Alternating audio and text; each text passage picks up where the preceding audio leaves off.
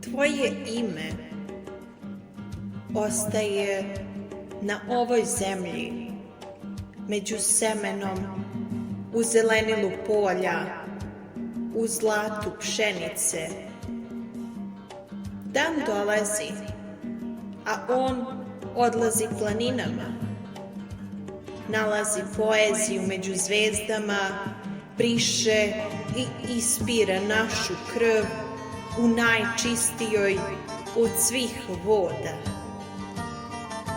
Iako godine teku, prolaze i dolaze rekama, sijaju na ranama prijatelja pogođenih metkom, on će biti naša zastava sutra sa vetrom proleća.